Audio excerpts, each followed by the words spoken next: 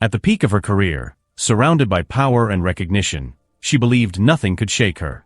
But in an instant, everything changed. Her heart failed, her body collapsed, and silence filled the room. What seemed like just a physical collapse turned into a descent into the unknown. Darkness began to swallow every fragment of reality, and what came next was not just fear. It was the harbinger of something much bigger. If you're looking for stories that reveal the mysteries between life and death, subscribe now so you don't miss any tales. If this beginning has already captivated you, leave a like to support the channel and show that you also believe there are secrets beyond what the eyes can see. And lastly, share this video with someone who needs to hear that even in the darkest moments, there are revelations capable of changing everything. So, let's embark on this incredible story together now. The fall wasn't a dive, it was a drag. First, the ground dissolved like mist, and gravity lost its name. Something pulled her from within, not by arms, but by an ancient, silent, irresistible force. The air became thick, hot, with a taste of iron. There were echoes, not of voices, but of thoughts that weren't hers, fragments of forgotten guilt, broken promises, moments she never wanted to revisit. Each memory transformed into a chain, and each chain tightened more. The light receded as if ashamed, and the darkness gained texture. It breathed. Deep down there was a sound, a deep hum as if the earth itself were purring with hunger. Whispers joined it, first timid, then too intimate, mentioning small truths, masked ambitions, manipulated praise, nights when success seemed like a cult. The shadows didn't push, they persuaded. Come, they said in languages she no longer knew but understood. The heat grew in the opposite direction of instinct. Fear didn't demand escape, it demanded surrender. Then came the forms. They had no faces, but they had intentions. They rubbed against the edge of his consciousness, like predators learning the rhythm of their prey. A flash of resistance arose, brief, proud, and was crushed with elegance, like someone extinguishing a candle with two fingers. There was no day or night, only a clock without hands. Time opened up, baring its teeth. In the midst of the dragging, something began to speak, no longer from within. You know why you're going down. It wasn't an accusation, it was a statement. The phrase repeated itself, piercing the nerves with the slowness of a poison. The heat became intimate, sticky, as if fear itself were sweating. And that's when she felt it. She wasn't being led through a tunnel, but by a decision. Each unbridled step in the direction of her own will, each yes to the void, had transformed her into a passenger on this path without a handrail. An edge appeared, and it wasn't ground but a boundary. And beneath it, a living, burning vastness whispered promises that seemed like solutions. Here there are no masks, they said. Here, everything is clear, you belong to what you chose. Their lungs burned not from lack of air, but from an excess of truth. She wanted to scream, but no sound came out. The scream became a thought, and the thought turned into a wordless prayer. Then came the oldest question, is anyone listening to me? The answer didn't come, and the dragging continued, the currents tightening with cruel gentleness, as if the pain were a belated and necessary lesson. The edge called to her from the most vulnerable side there, almost touching the fire that she thought of. She realized, the end has music. And it's seductive, and it's too close. The descent demanded agreement, and for a dangerous instant, she almost gave in. What was once just fear had now transformed into utter despair. There was no ground beneath our feet, no direction, only a void that seemed alive, pulsating as if it had its own consciousness. Every second was torture, every instant a deeper plunge into a darkness that accepted no resistance. She felt as if she were being stripped of everything she believed herself to be. Titles, achievements, power. None of that mattered there. All that remained was her soul, naked, exposed, fragile before forces she did not understand.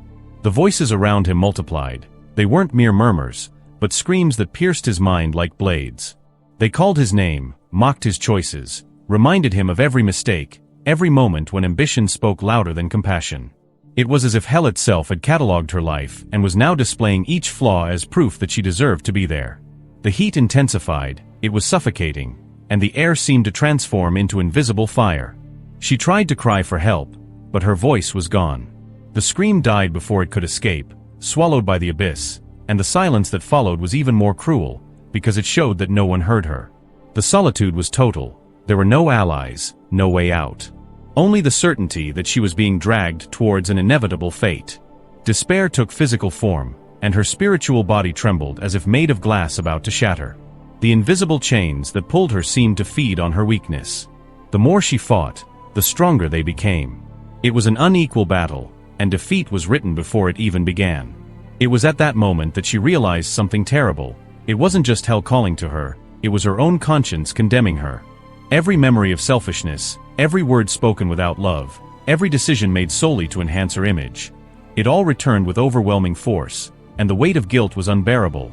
There was no escaping herself. The utter despair wasn't just fear of death, but the revelation that her life had been lived without true purpose. And now, facing the abyss, this truth had become a sentence. She felt lost, that there was no turning back. The fire seemed ready to consume her, and the shadows waited like patient predators. And it was in that instant, when darkness seemed to triumph, that something unexpected began to stir. A different and distant, yet real, sensation began to form. It wasn't light, it wasn't sound, it was like a silent promise, a whisper that said the end might not be the end. At the very moment when despair seemed to seal its fate, something broke the logic of the abyss. The darkness, once absolute, began to stir as if afraid. A light emerged, not as a sudden flash, but as a flame that expanded steadily, indomitable. It was unlike any earthly brilliance. It did not burn, it did not blind, but it pierced every shadow with authority. The chains that bound her trembled as if recognizing a greater force. She tried to understand, but there was no rational explanation. The suffocating heat gave way to a presence that radiated peace and power at the same time. And then before her, the figure revealed itself. It was not an ordinary vision, not a product of a collapsing mind. It was real. Jesus was there. His presence needed no words to be acknowledged, and his gaze conveyed compassion, but also truth. There was no cruel judgment, only one certainty. He knew everything about her, every mistake, every choice, every secret. The contrast was brutal. Hell pulled violently towards her, but the light of Christ needed no struggle. His mere approach was enough to make the shadows retreat, like wounded animals before a lion. The silence that had once been oppressive now transformed into reverence, and even the abyss itself seemed to hesitate. She felt something she hadn't experienced in a long time: hope. It wasn't just momentary relief, but a revelation. Jesus reached out his hand, and in that gesture there was more than rescue, there was purpose. He wasn't just freeing her from her fall, but showing her that her life still had value, that she wasn't condemned to the emptiness she had chosen. The chains crumbled like dust, and the fire that had consumed her was extinguished by the light. And for a moment, she realized that she was not only being saved, she was being called. The voice of Christ echoed within her, not as sound but as truth. It's not over yet, you have something to accomplish. The impact was devastating. Utter despair gave way to tears, not of pain, but of recognition. She was not worthy, yet she was still loved. Hell lost its power, and the darkness was torn apart by a presence that could not be overcome. At that moment she understood. The experience wasn't just about death, but about life. The rescue wasn't just physical, but spiritual. Jesus hadn't appeared to condemn, but to show that even at the brink of damnation, redemption exists. The light not only dispelled the darkness, it revealed truths that were hidden, not in the abyss, but within itself. Jesus did not speak with ordinary words. Every gesture, every look, was like a mirror showing what truly mattered. He no longer accused her, nor did he let her escape reality. What unfolded before his eyes was a revelation that pierced his soul. His life had been built on fragile pillars, and now it was time to see what lay beyond success and vanity. She saw scenes from her own life, not as memories but as testimonies. The glitter of her achievements, the applause, the million-dollar contracts. It all seemed like gold, but now it was crumbling like dust. In contrast, small, forgotten gestures, a kind word, an act of generosity, emerged like living flames, stronger than any trophy. Jesus showed that true value lay not in what she had accumulated, but in what she had offered. The revelation was painful, but liberating.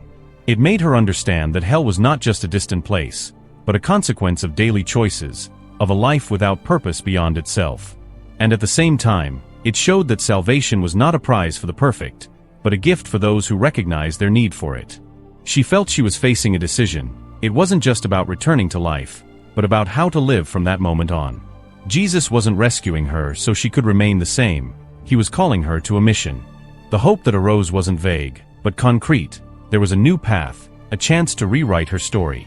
Utter despair transformed into clarity. The revelation didn't erase the past, but it showed that the future could be different.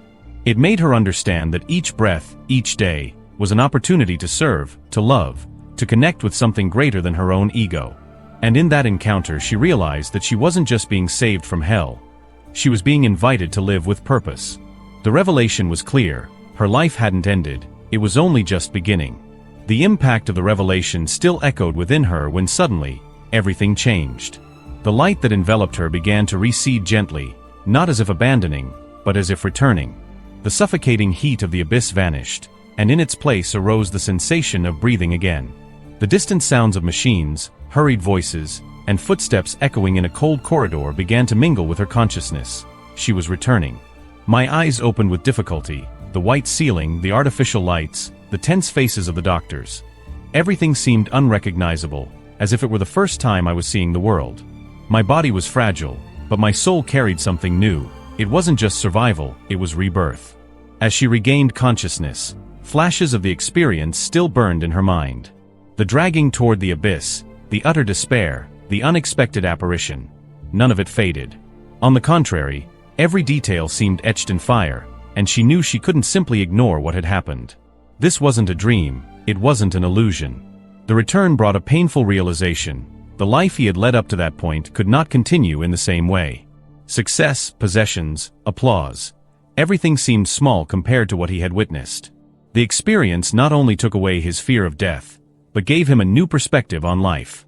She realized she had been given a second chance, not through merit, but through grace. And this grace carried a weight, responsibility. Each day that followed would be an opportunity to live differently, to seek purpose, to reconnect with what truly matters. The silence of the hospital room contrasted sharply with the spiritual turmoil that still vibrated within her. There was no way to explain in words what she had seen. Perhaps no one would believe her, but that hardly mattered. What truly mattered was that she believed. And this faith, born on the edge between life and death, would be the force that guided her next steps. The return wasn't just physical, it was spiritual. It was a chance to rewrite his story. And as he stared at the ceiling, still weak, a certainty formed within him.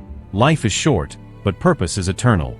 If this story made you reflect on the mysteries between life and death, don't miss the opportunity to follow more accounts like this.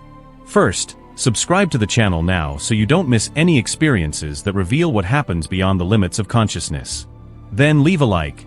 This strengthens our work and shows that you also believe there are hidden secrets waiting to be revealed. Share in the comments what you felt when listening to this story, because every opinion helps build a community that seeks to understand the inexplicable. And if you're intrigued by what happens when someone returns from such an intense experience, get ready. There are other videos here that explore equally dark and revealing stories. Each one brings new answers and new questions. After all, what really awaits us when our last breath is taken?